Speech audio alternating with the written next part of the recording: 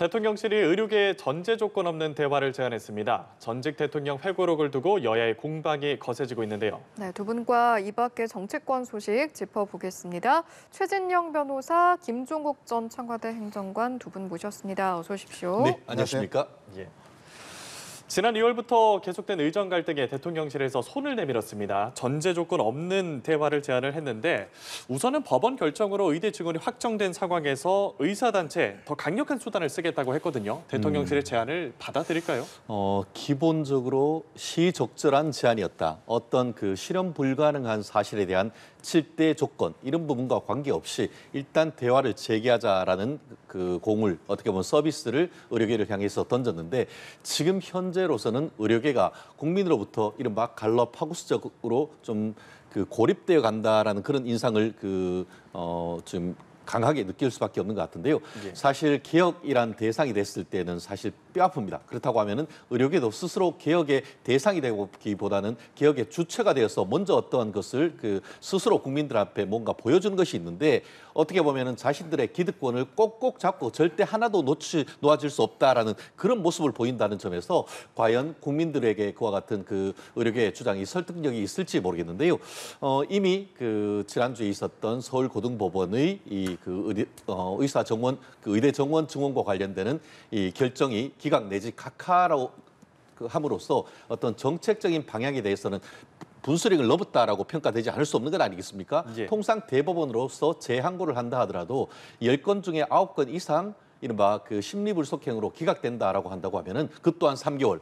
그러면은 이와 같은 어떤 어떻게 보면 의료계의 강공 드라이브 이 부분이 법원으로부터 또 한 번 배척이 되면 그렇게 되면 결국은 국민으로부터의 따가운 시선에서 벗어나기 힘든 건 아니겠습니까? 그렇다고 하면은 이 시점이 됐다라고 하면은 이 의료계 내부에서 지금 대표성 논쟁이 있습니다만 의협을 중심으로 해서 다시 한번 어떻게 보면은 정부와 협상을 통해서 줄 것은 죽고 말 것은 받은 이런 전략이 지금으로선 필요한 것이기 때문에 외면적으로 봤을 때 굉장히 강공 드라이브로 보이는 것 같지만 내면적으로는 적지 않이 어떻게 보면 내부적 노선을 어떻게 보면 갈등이 이루어질 가능성이 있기 때문에 제가 봤을 때는 초기에 하루 이틀 만에 어떤 의료계의 기류가 바뀌진 않겠습니다만 의료계 나름대로의 어떤 새로운 목소리가 나올 가능성은 높지 않을까 예측해 봅니다. 예.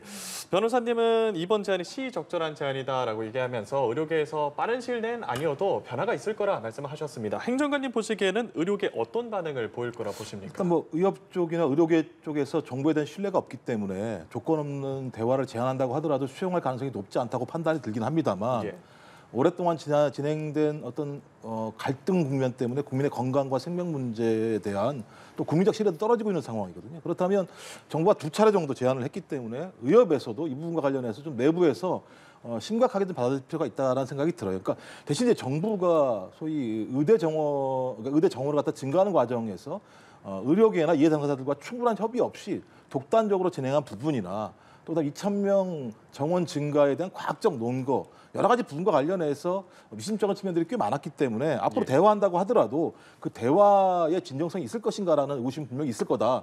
전 그러면 좀 정부 차원에서 물밑 대화를 통해서 소위 정부의 좀 나름대로의 근거와 내용들을 좀 제시하고 좀 가이드라인과 협상의 좀 틀들을 만들 필요가 있다는 생각이 들거든요. 무조건적으로 정부가 정한 방식대로 가야 된다고 얘기한다면 협상이 아니잖아요. 그러니까 전제 조건이 없다라고 하는 건 어떤 정원 숫자부터 시작해서 모든 것을 열어놓고 대화하겠다고 한 측면이 분명히 있으니까 거기에 대해서 나름대로 정부에서 좀 의미 있는 진정성을 보일 필요가 있을 것 같고요.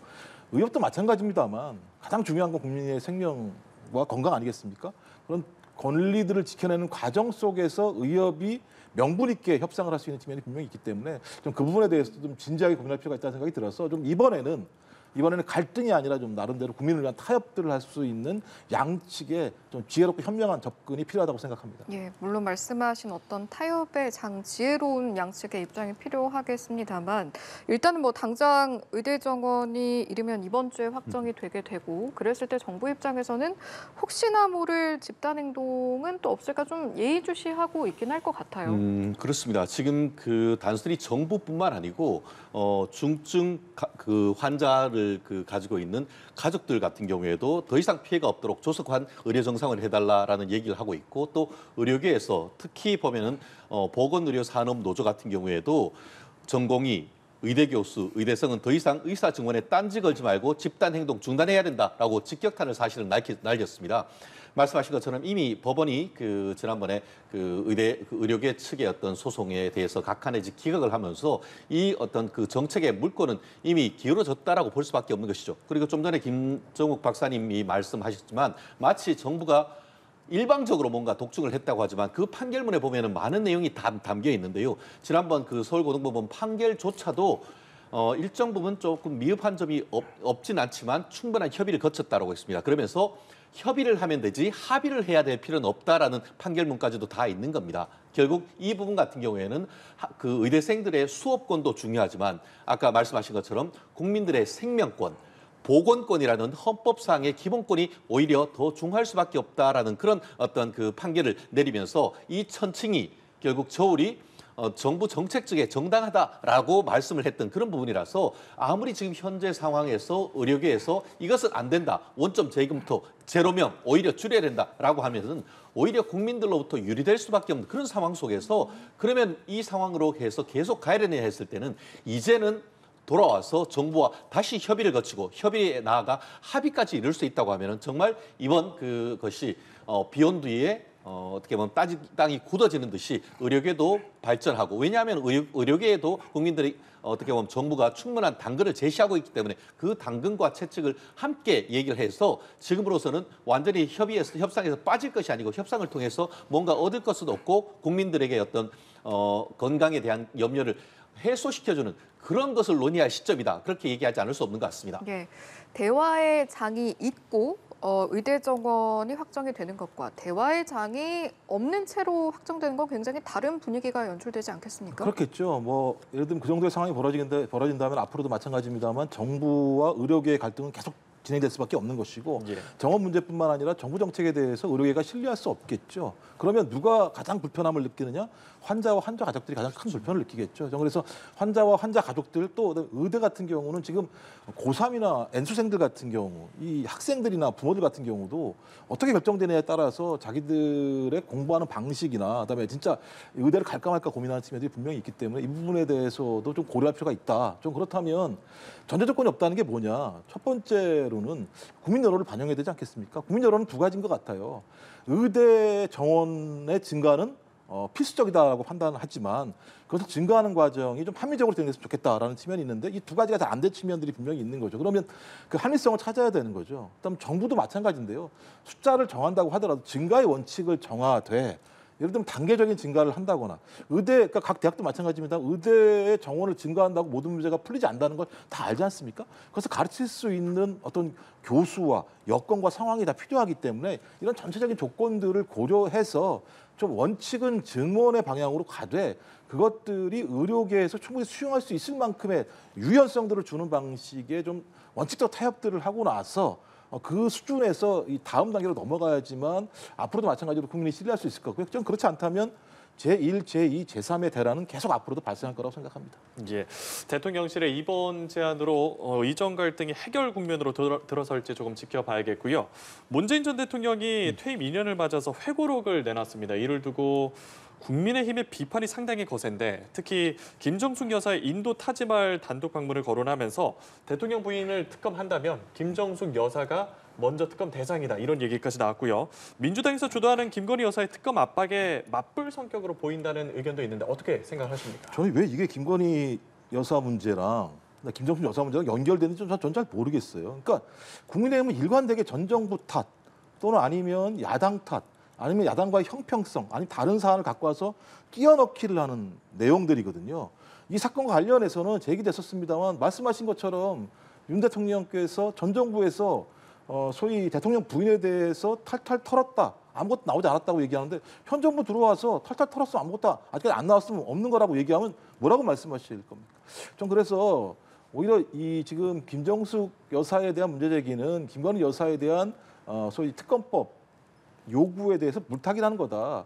사안이 다르잖아요. 양평고속도로의 특혜 시비 문제부터 시작해서 명품백 문제 같은 경우는 이미 검찰총장이 수사팀을 구성해서 철저하게 신속하게 수사하라고 얘기를 한 사안이고 주가 조작 문제 같은 경우는 좀 수사가 진행되는 상황이고 이런 상황인데 서울지검에서 이걸 담당하고 있는 1차장, 4차장이 전격적으로 인사가 됐었고 또 신속한 어떤 수사를 얘기했던 검찰총장의 대검에 있는 검사장급 8명 중에 6명이 다른 자리로 간 상황.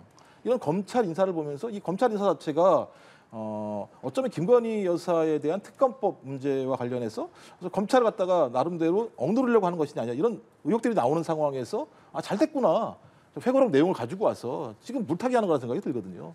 저는 그건 올바르지 않다. 두 개 사안이 별건이기 때문에 김건희 여사에 대한 문제가 있으면 그대로 수사하면 되는 것이고요. 김정수 여사와 문제와 관련해서 진짜 문제가 나왔다고 얘기하면 수사하면 되는 건데 왜 두 가지를 결합을 시켜서 야, 이것도 있으니까 이것도 문제여서 이거 먼저 하자라는 식으로 얘기하는 게 저는 이게 상식적으로 이게 이해가 되는 문제적인지 잘 모르겠어요. 예, 여권 반응 왜 이렇게까지 거센 겁니까? 그렇습니다. 사실 2017년에 국민이 뽑은 것은 문재인 대통령이지 김정숙 여사가 대통령은 아닌 것이죠. 그것이 문제의 핵심이라고 봅니다. 마치 박근혜 전 대통령이 최순실 씨와 공동정부였다라고 얘기를 하면서 탄핵까지 이르렀다라고 한다고 하면은 이 사안은 마치 지금 그 문재인 회고록에서 그 당시 영부인 1호 외교라라고 했는데 국민이 김정숙 여사를 외교하라고 뽑았습니까? 내조하고 영부인으로서의 어떤 그 외교 관계에 있어서 해외에서 정상이 왔을 때에 부부간의 어떤 외교를 하라고 했는 것이지 단독으로 공군 1호기를 타고 지금 인도까지 날아가고 그 과정에서 일정에도 없던 타지마할을 방문하라고 우리가 대통령을 뽑아준 것은 아닌 것이죠. 그렇기 때문에 이 사안에 대해서 김건희 여사 특검과는 별개로 지금 얘기를 한 것이죠. 원래 지금 얘기를 할 것이 아니고 이미 윤석열 대통령을 뽑아놓은 이후에 그때 얘기했던 것이 지금 김건희 여사 특검을 계기로 이 얘기가 나오고 이른바 김건희 특검 이후에 이른바 삼김 특검 김정숙, 김혜경, 김건희 여사 특검을 하자는 얘기가 그런 맥락인데요. 사실 지금 그 이번 책 같은 경우에도 보면은 뭐 어떻게 보면은 그 김건희 이게 그 김정숙 여사와 관련해 가지고 첫 영부인 외교였다. 그리고 또 다 저쪽 인도에서 요청했다라고 얘기를 하고 있습니다. 사실관계는 이미 지금 문재인 대통령이 얘기하는 것과 굉장히 다릅니다. 특히 그 인도에서 요청했다고 하는데 지금 그 당시에 했던 문화체육관광부 내부 기록에 보면은 인도에서 요청했던 것은 문화체육부 고위급 인사, 괄호 열고 장관이었습니다. 도정환 장관을 요청을 했고 만약에 도정환 장관이 요청을 했다고 하면 2,500만 원밖에 안 들 것인데 실제 여기 가면서 그 공군 1호기를 동원하면서 4억 원 가까운 돈이 세금이 지출됐다는 것 아니겠습니까? 그리고 타지마에 가는 것은 일정에도 없었다는 점. 나아가 만약에 이것이 정말 문재인 정부가 얘기했던 이 영부인 1호 외교 성과라고 했다고 하면 왜 갔다 와가지고 외교부 보고서에는 없죠? 이런 어떤 객관적 팩트와 어떤 지금 얘기하는 것이 상당히 다르고 인도에서 요청했던 것이 그 문화체육부 장관을 요청했는데 어떤 경위로 김정숙 여사가 인도에 가게 된지에 대해서는 아직 베일에 가려 있기 때문에 그 부분에 대해서 사실관계를 밝히고 만약에 문재인 정부에서 밝힐 수 없다고 하면은 이 부분에서 특검을 얘기한다는 것은 너무나 정상적인 주장이 아닌가 생각합니다. 네, 지금 나오는 이야기가 이런 이야기도 있습니다. 문 전 대통령의 대북관에 대해서 이제 여권이 이 내용도 도마 위에 올렸는데 민주당에서 이제 반발하면서 나온 내용은 윤 정권이 갖지 못한 뭐 국제적 위상이라든지 외교적 성과 때문에 이런 이야기를 하는 게 아니냐. 이게 한병도 의원이 한 발언이거든요. 어떻게 들으셨습니까? 일단 문 전 대통령에 대한 대북관은 뭐 각 정당이 다를 수밖에 없겠죠. 근데 문제는 그 당시에 문재인 대통령의 대북 정책에 대해서 다수의 국민들이 지지한 거 아니겠습니까? 전 그렇다면 국민적 지지에 맞게 정책을 추진한 거기 때문에 전 거기에 대해서 문제 제기한다라고 하는 거 이념적 대결을 부추기려고 하는 것이다밖에 생각이 안 들고요. 현 정부는 그럼 외교 정책을 잘했느냐 이렇게 문제 제기를 해야 되는 거지 않습니까? 한일 관계 관련해서 반잔을 채우면 반잔이 온다고 얘기했었습니다. 반잔이 온 게 있습니까? 후쿠시마 핵 오염수 폐기한 것, 그다음에 독도는 자기네 땅으로 계속 우기는 상황만 벌어졌었죠. 두 번째, 중국하고 갈등을 일으켰습니다. 대만 문제와 관련해서. 그것 때문에 한중 교역의 내용이 엄청 축소가 되면서 우리 경제가 매우 어려운 상황에 봉착을 했습니다. 그럼 세 번째, 대한민국 영업사원 1호라고 말씀하셨습니다. 그래서 소위 다 아시겠지만 엑스포 유치전 벌였을 때 결과가 119대 29였습니다. 그다음에 독일과 외교할 때 3일 전에 소위 국빈 외교 본인이 중단하면서 국가적 신뢰도를 낮췄어요. 저는 그런 정권의 대통령과 정부 여당이 문재인 대통령에 대해서 전 대통령에 대해서 문제 제기하는 것 자체가 저는 이게 말이 되는가라는 생각이 분명히 드는 것이고요. 오히려 전 정부에 대해서 진행한 외교적 성과는 가급적이면 나름대로 좀 옹호하려고 하는 것이 국익이라는 측면에서 맞는 거거든요. 근데 무조건 문재인 정부가 아니 문재인 대통령이 한 것은 그냥 물어뜯으려고 하는 모습을 보이고 있다. 저는 그것 자체가 한병도 의원 얘기처럼 현 정부의 대통령이 외교적인 성과가 높지 않기 때문에 그런 거 아니냐라고 애들로 비판할 수 있는 거겠죠. 예, 여권에서의 문제 제기, 이념 대결을 부추기는 것밖에 되지 않는다. 동의하십니까? 좀 전에 그 한병도 전 정무수석의 얘기는 전형적인 정신 승리다. 아시다시피 그 지난번 2017년에 중국에 그 문재인 대통령이 방문했을 때에 8끼 중에 10끼 중에 8끼를 혼자 밥을 먹었다는 건 아니겠습니까? 물론 그걸 가지고 문재인 메뉴가 만들어졌다라고 얘기를 하고 있는데 그게 정상입니까? 그리고 중국에 가가지고 중국은 큰 산이요, 대한민국은 작은 산이다라고 하면서 정말 우리가 어깨를 바짝 숙였고 그런 결과가 뭐였습니까? 사드 배치와 관련된 한한령 아니겠습니까? 결국 문재인 정부는 결국 그 뭐 20년, 30년 집권론을 얘기했습니다만 5년 만에 정권을 그 보수 정권으로 넘겨준 핵심적인 것이 바로 지나친 친북, 친중 그 어떤 외교 전략에 대한 반성적 고려, 그에 대한 심판이 바로 대한민국의 어떤 윤석열 정부 탄생 아니겠습니까? 그래서 윤석열 정부가 가장 먼저 했는 것이 한미 동맹 복원, 그것을 고리로 한 한일 관계의 어떤 회복 이런 부분이 있었고 특히 세계사적 흐름 속에서 이른바 신냉정이라는 흐름 속에서 결국 한일, 한미 그리고 또 나아가 어떻게 보면 호주와의 어떤 그 관계 개선 그 과정에서 일어났던 K 방산의 어떤 상당한 어떤 그 실질적인 수출 증대 이런 부분이 바로 외교 관계에 대한 정상화인 것이고 그런 부분에 대해서 많은 국민들이 지금 박수를 보내고 있는 겁니다. 결국 일단 어떻게 보면은 그 지난 2년 동안은 그동안 문재인 정권에 무너진 한미일 관계를 회복하는 데 방점이 있었다고 하면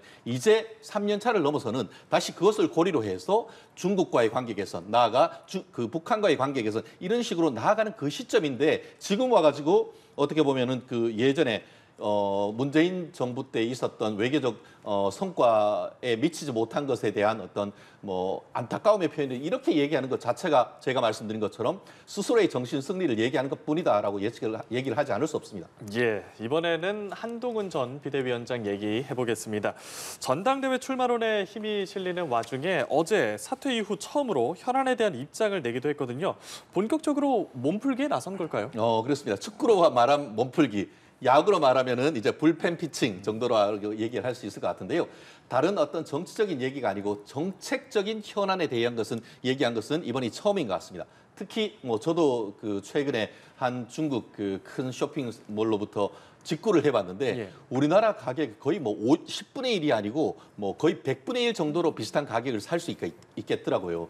그런 부분에 대해서 아마 그 한동훈 비대위원장 전 비대위원장 같은 경우에도 대한민국 지금 현재 정부는 어떻게 보면은 규제를 완화하고 국민들의 어떤 그 선택권을 나아가 어떻게 보면 넓혀야 되는데 이런 식으로 해서 KC 인증을 받지 아니한 것 어떻게 보면 국민의 건강권을 지키기 위한 것 같지만 어떻게 보면 국민들의 선택권을 지나치게 쪼을 수 있는 이런 부분이 있기 때문에 이런 부분에 있어서의 어떤 정책은 조심해야 된다라는 정책적인 얘기를 했는데 결국 이런 부분에 있어 가지고는 다가오는 7월 말 8월 초에 있을 전당대회와 관련되는 정치적 컴백 목소리의 시발점일 가능성이 있고 나아가서 지금 뭐 당 내에서도 여러 가지 지금 백서 논란, 그 과정에서 책임 논란이 있는데 이것을 계기로 해가지고 어떻게 보면은 정책적으로 국민들의 목소리를 담아낼 수 있는 그런 SNS 정치가 시작됐다라고 본다고 하면은 틀리지 않을 것 같습니다. 예, 정치적 컴백 했다고 보십니까?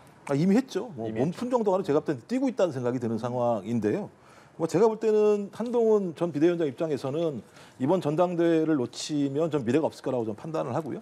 저희 전당대회 어떤 형태든지 나름대로 자기의 세력들을 규합해서 당대표로서 위치를 갖는 것이 어떤 미래 정치들을 위해서 할 수밖에 없는 본인이 어쩔 수 없는 좀 판단이라는 생각이 들고요. 그렇기 때문에 대통령이 식사하자고 해서 식사하지 않았고 자기의 핵심적인 참모들과 같이 선거운동을 했던 사람들하고는 식사 정치를 하고 있고 잊혀질만 하면 또 사진 정치를 보여주는 방식을 통해서 본인이 정치적 행위를 계속 하고 있기 때문에 저는 뭐 언제 전당대회가 열릴지 모르겠습니다만 비대위가 끝나고 전당대회가 시작되면 한동훈 전 비대위원장은 대통령과 입장을 정확히 정리할 거다. 그러니까 같이 갈 건가 아니면 별도의 방향으로 갈 건가라는 입장을 정리해야 될 것이고요. 그 정리가 된다면 그 이후에는 어떤 세력들을 만들 것인가, 어떤 사람과 같이 가실 것인가라고 하는 나름대로 정치적 입장들을 가지고 정치적 플레이를 할 거라는 생각이 들어요. 이제 문제의 핵심은 그렇게 간다고 했을 때 대통령이 기존에 보여줬던 당에 대한 장악력이 계속 유지됐을 때 당대표들 같은 경우가 생존하기 되게 어려웠었잖아요.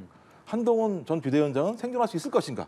그 정도의 힘을 가질 수 있을 것인가? 이런 부분들이 앞으로 우리가 오히려 더 주목해 봐야 될 대목이 아닌가 생각이 듭니다. 예, 일단은 뭐 KC 인증 논란을 통해서 눈길이 쏠린 건 사실이고 여기에 대해서 입장을 내놓은 게 사실은 한동훈 전 비대위원장뿐만이 아니라 뭐 차기 당권 주자라고 불리우는 유승민 전 의원이라든지 나경원 당선인도 이제 이런 발언을 내놨는데 그래서인지 오늘 또 재고 요구 목소리에 정부가 오늘 입장을 다시 밝혔잖아요. 아무래도 뭐 정치권에서 나오는 목소리를 어느 정도 의식했다고 볼 수 있을까요? 그렇습니다. 사실 이 부분과 관련해 가지고는 국민의 선택권 그리고 어떻게 보면은 최근에 있어서 그 유통업체란 관점에서는 한국 유통업체가 좀 피해를 본다라는 얘기가 있습니다만 물가 관리란 측면에서는 사실 대한민국 국가 정부 입장에서도 나쁘지 않은 것이거든요. 사실 똑같은 물건이 하나는 100원이고 하나는 1,000원이고 10,000원이라고 한다고 하면은 국민들의 내 지갑에서 나가는 돈이 1,000원이면은 훨씬 더 어떻게 보면 국민의 입장에서는 복지가 증진되는 것 아니겠습니까? 그렇다는 점에서 국민의 선택권 그리고 나아가 물가 관리란 측면에서는 국가적 입장에서도 이와 같은 국민의 건강권은 생기되 국민의 선택권 그리고 최근에 어떤 여러 어떤 인플레이션 상황 속에서 국민들의 주머니가 가벼워지는데 상대적으로 가벼워지는데 직구를 통해서 국민의 어떤 상대적인 소득을 증대시킬 수 있다고 하면은 이런 부분을 굳이 지나치게 어떤 규제 강화를 통해 가지고 이런 식의 어떤 국민의 선택권을 막아야 되는지에 대해서는 상당히 의문이 아닐 수 없지 않습니까? 그렇다는 점에서 지금 그 한동훈 비대위원장뿐만 아니고 경제 전문가라고 할 수 있는 지금 유 전 의원 같은 경우에도 상당히 그 강한 어조로 정부를 비판하고 나아가 나경원 전 대표 그 원내대표 같은 경우에도 같은 목소리 그 취지는 충분히 공감합니다만 그에 따르는 어떤 폐해나 이런 부분에 대해서는 조심해서 해야 된다라고 했지만 애둘러서 정부를 비판한 건 아니겠습니까? 사실 이러한 목소리는 야권에서 나와야 되는데 오히려 여권에서 나오는 것이 이게 웬 말이냐? 저는 어리둥절한 그런 상황인데 지금 예전부터 계속 국민의힘과 그 윤석열 정부 사이에 수평적 관계를 얘기해 왔는데 지금 이와 같은 정책을 두고 비판과 그 목소리를 듣는 모습은 오히려 국민들이 바라보던 그런 건강한 당정 관계가 아닌가 그렇게 생각하고 여기에서 지금 민주당이 한 발 빠진 것이 어떻게 보면 민주당 내에서는 조금 정책적인 측면에서 조금 더 미스가 아닌가 그런 생각 그런 평가도 가능하지 않을까 싶습니다. 예, 새롭게 나온 정부의 입장 발표 어떻게 들으셨는지도 궁금하고 뭐 말씀을 해 주신 아니, 김에 방금 말씀하신 게 예. 정신승리 같은 말씀이신 거예요. 제가 볼 때는. 왜냐하면 대통령의 그립이 약해졌나? 그러니까 192대 108이 나와야 이렇게 하는 거예요. 그 이전 했습니까? 안 했어요. 그러니까 전 선거가 되게 중요하다고 생각하는 거예요. 말씀하신 것처럼 대통령은 자기 부분 뭐라고 했습니까? 자유를 얘기하고 규제를 혁파해야 된다고 말씀하셨어요. 근데 지금까지 대통령과 막아 다른 일들이 계속 반복적으로 실제로 벌어졌었어요. 추경호 전 기획재정부 장관은 뭐라 그랬습니까? 인플레이션 때문에 기업한테 월급 올리지 말라고까지 얘기하는 상황이에요. 아니 어느 장관이 기업한테 월급 올려라 말아라 얘기를 하겠습니까? 그다음에 무슨 어떤 일만 생기면 가격 내라 이런 얘기를 했었어요. 그러니까 대통령이 말씀하신 게 정부와 손발이 안 맞는 건지 아니면 대통령이 국민한테 거짓말을 한 건지 아니면 대통령이 말을 해도 정부에 있는 재정당국이 말을 안 듣는 건지 모르겠습니다만 대통령의 재정정책 방향이나 경제정책 방향과 현실에 작동하는 일들이 계속 반복적으로 미스가 나는 상태가 벌어지고 있다. 그렇다면 이 문제와 관련해서 정부가 미안하고 죄송하다. 정부의 정책에 일관성을 갖겠다라고 말씀하시거나 아니면 지금까지 해왔던 정부 정책에 문제가 있으니까 야당이 제기한 부분들을 수용하겠다고 얘기하는 것이 맞는데 이런 단일 사안 하나 가지고 왜 야당에서 문제 제기하지 않느냐라고 말씀하시는 것 자체가 제가 볼 때는 그거는 정신승리라고 말씀을 드리는 것이고요. 진짜 그야말로 대통령께서 경제정책에 대해서 일관성 있게 국민들에게 어떤 일관성을 보여주시려면 본인이 한 말과 정부가 추진하고 있는 정책이 서로 맞아야 됩니다. 근데 그렇게 맞지 않게 진행되고 있다라고 하는 건 정부가 한쪽으로는 시장의 자유를 얘기하면서도 다른 한편으로는 과거와 같이 정부가 경제나 기업의 그립을 잡으려고 하는 흐름들이 남아있기 때문이거든요. 저는 그것부터 빨리 버리는 게 경제를 살리는 길이라고 생각합니다. 예, KC 인증 논란을 둘러싼 얘기도 들어봤고요. 이제 더불어민주당 소식 들어보겠습니다. 민주당 이재명 대표가 오늘 대전을 찾았습니다. 당에 섭섭한 당원들 있겠지만 언제나 전체를 생각해야 한다라는 얘기들을 했는데 국회의장 경선에 후폭풍이 지금 계속되고 있는 상황입니다. 강성 지지층을 어제부터 다독이곤 있는데 동요가 좀 잦아들까요? 제가 볼 땐 이건 뭐 당장은 쉽지 않을 것 같아요. 이유는 뭐냐면 이제 하나거든요. 그러니까 당원들이 요구한 인물이 있지 않습니까? 근데 그 인물은 제가 볼 때 뭐 여기 나왔던 네 분, 지금 두 분입니다만 그 인물의 능력의 문제는 아닌 거고요. 그 21대 국회와 다른 22대 국회 전반기를 보여주기 위해 적합한 인물이 소위 추미애 당선인이라고 생각했던 당원들의 아주 매우 높은 요구에도 불구하고 왜 의원들, 그러니까 당선인들이겠죠. 당선인들은 그렇지 않은 의원식 의원을 뽑았을까라고 하는 부분과 관련해서 설명을 요하는 거예요. 다른 게 아니라. 그러니까 의원들은 그렇다면 추미애 당선인보다 좀 의원식 의원이 더 좋다라고 판단했을 거 아니냐. 그럼 판단했다면 그것을 당원들에게 설득을 시키는 것이 맞는데 거기에 대한 설득이 지금 없는 상황이기 때문에 그렇다면 앞으로도 마찬가지입니다만 당원들이 요구하는 방향과 다른 결정들을 의원들이 할 수 있는 거 아니냐라고 하는 의구심이 있는 거죠. 저는 거기에 대한 의구심을 풀어줘야 될 대상은 당원들이 풀 게 아니라 당선인들이 좀 풀어야 될 대목이라는 생각이 드는 것이고요. 또 이런 문제와 연동해서 의원식 의원 같은 경우 당선이 되신 거 축하드립니다만 소위 당원들이 요구하고 있는 방향에 맞게 국회의장으로서의 어떤 역할을 할 것인지에 대한 설명이 좀 필요하다고 봐요. 그래서 지금 천천히 설명하시는 것 같다는 느낌은 들긴 합니다만 저는 어떤 형태로든지 정당이라고 얘기하면 당원들의 요구에 대해서 충분히 설명을 할 필요가 있고 그 설명이 실패했을 때는 거기에 대한 책임을 져야 된다는 생각이 분명히 들기 때문에 앞으로도 마찬가지겠습니다만 그런 과정이 없다면 여진들은 조금 더 지속될 거라 생각이 듭니다. 예, 필요한 과정까지 얘기를 해주셨는데 앞으로 좀 민주당 안에서 어떻게 해결을 해야 할까요? 저는 논란을 보면서 총선 이후에 민주당이 그 나아가는 방향과 국민의힘이 나아가는 방향이 사뭇 다르다는 점에서 흥미롭게 보는 정치 쟁점인데요. 예. 무슨 말씀이냐면은 국민의힘 같은 경우에는 어떻습니까? 지금 현재 7말 8초의 전당대회를 하면서 100% 당원들만 상대로 투표하는 것을 개정을 해서 많은 경우에는 50%까지 국민에게 어떤 표를 줘야 된다라고 하면서 국민에게 좀 더 나아가는 그런 전략을 하는 반면에 민주당은 총선에 대승을 한 다음에 오히려 그 당원이 그 주인인 정당 이런 식으로 강화해 나가는 이런 부분인데 그와 같은 것이 맞는지에 대해서는 물론 최종적으로 후년에 있는 지방선거라든가 3년 뒤에 있는 대선을 지금 보면서 결론을 지어야 되겠습니다만 말씀드린 것처럼 총선 이후에 승리를 하니까 당원 중심주의 정당으로 굉장히 강하게 드라이브를 걸고 있고 여전히 개혁의 딸, 스스로 개딸이라고 부르고 있는 강성 친명 그 지지자들 같은 경우에는 왜 내가 추미애를 후보로 요청을 했는데 이번 당선인들은 의원식을 지지를 했느냐에 대해서 책임을 묻겠다는 건 아니겠습니까? 우리가 헌법이나 정치 이론에서 일단 후보를 의원으로 뽑아놓으면은 그 다음에는 법적으로 봤을 때는 자유임이라고 합니다. 일단 뽑아놓으면은 그때는 의원의 헌법과 본인의 양심에 따라 선택을 하면 되는 것인데 그거에 대해서 그 당원들이 지나친 압박을 하는 것은 헌법상 자유임 법리에 사실은 어긋나는 것이죠. 다만 그에 대한 책임은 결국 다음 선거에 본인이 책임을 지는 것이지 그 행위에 대해서 비판은 가할지언정 이름까지 감나라 배나라 다 밝히라고 하는 것은 지나친 헌법 지금 어떤 이론에 비춰봤을 때는 지나친 모임이다라고 하는데 그럼에도 불구하고 어쨌든 이재명 대표 입장에서는 친명 세력을 다독여야 되는 그런 과정 속에서 경미함에 나가마 어떻게 보면은 친명과 비명 사이에 균열이 가고 있는데 이러한 균열이 다가오는 8월 달에 어떤 이재명 대표의 연행까지로 영향을 미칠지는 아직까지는 좀 더 지켜봐야 되는 사안이 아닌가 봅니다. 알겠습니다. 사실관계는 좀 확인을 해야 될 것 같은데요. 말씀하신 게 예를 들면 국민의힘 같은 경우가 당원들 100%를 바꿔가지고 김지원 당대표 만든 거 아닙니까? 아직까지 결정된 것도 아니잖아요. 100%에서 50% 갈 건지에 대해서. 그걸 가지고 예를 들면 민주당이 그렇지 않다라고 말씀하시는 건 좀 문제가 있다는 생각이 드는 거 하나 하고 또 하나는 이미 이번에 당선인들 같은 경우는 대부분 당선하기 전에 후보로 나올 때 민주당을 당원 중심의 정당으로 바꾸겠다고 얘기하고 나온 분들이에요. 그런 분들이 그런 선택을 한 거에 대해서 화가 난 거기 때문에 그것이 뭐가 문제가 있습니까? 본인이 약속을 하고 나서 약속한 상황에 대해서 집행을 하라고 당원들이 얘기한 게 그게 문제가 되나요? 자, 저희가 남아있는 주제가 있어서 혹시 반박하실 내용이 있다면 정말 짧게만 들을 수 있을 것 10초만 같고요. 얘기하겠습니다. 예. 저는 정당이 나아가는 방향성에 대해서 말씀하고 싶었던 겁니다. 알겠습니다. 예. 자, 민주당에서는 또 다뤄야 할 내용이 하나 더 있는데요. 김경수 전 경남지사가 오늘 귀국을 했습니다. 이게 귀국을 한 게 노무현 전 대통령 15주기 추도식이 있어서 이제 들어온 건데 친문재인계로 좀 분류가 되는 인물이다 보니 이때 추도식을 기점으로 해서 좀 비명계가 결집을 시도하는 게 아니냐 뭐 이런 이야기도 있고 또 친명계에서는 가능성이 좀 낮지 않느냐 이런 목소리도 있는 것 같고요. 어떻게 봐야 합니까? 김경수 전 경남지사 좀 짜증날 것 같아요. 그 재판을 할 때 이제 재판 결론이 나올 때 뭐 무죄가 나오면은 또 모여가지고 어떤 친문 세력을 결집할 거 아니냐.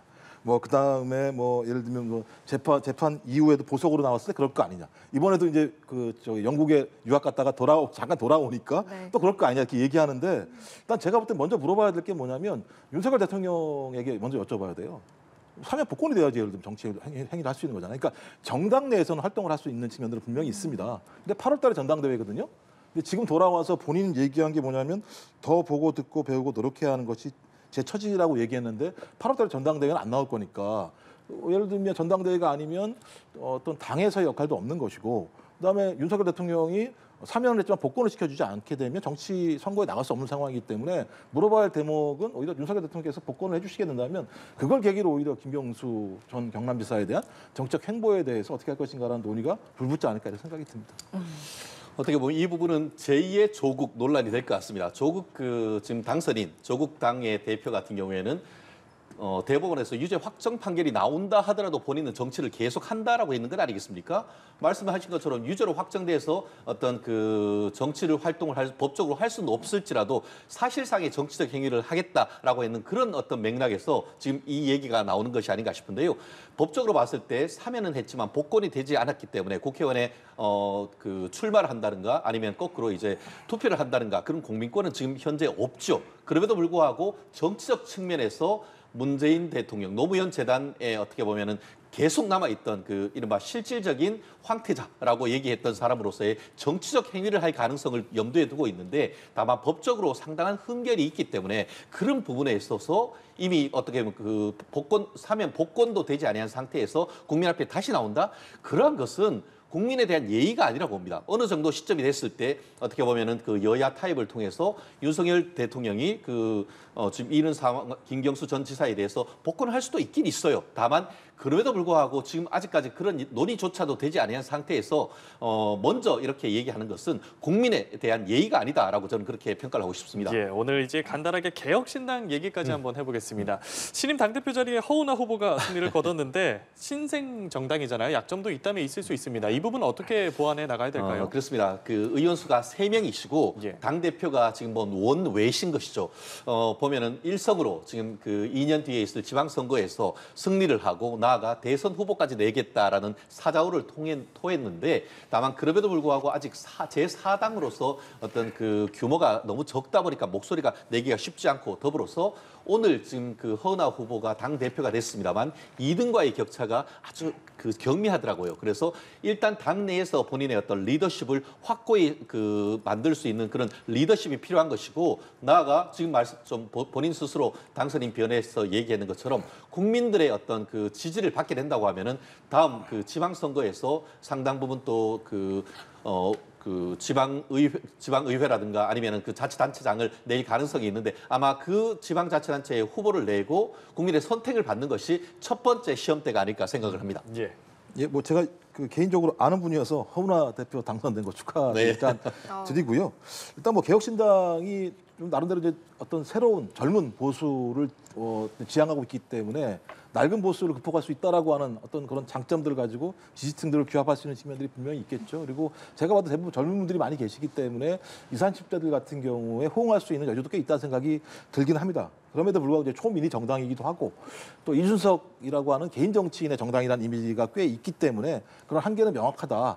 정치는 생물이기 때문에 어떤 변화가 있을지 모르겠습니다만 문제는 보여준 것이 그렇게 많지 않기 때문에 저희가 여기에 대해서 확대 해석할 필요가 없다는 생각이 들고요. 차근차근 앞으로 이 정당이 본인들이 얘기했던 것만큼 걸어간다면 국민들의 지지율이 차곡차곡 쌓이지 않겠습니까? 안 그러면 도태하는 거죠. 사라지는 거고. 네, 여기까지 듣고 마무리하겠습니다. 오늘 이 시간 최진영 변호사, 김종욱 전 청와대 행정관 두 분과 함께했습니다. 고맙습니다.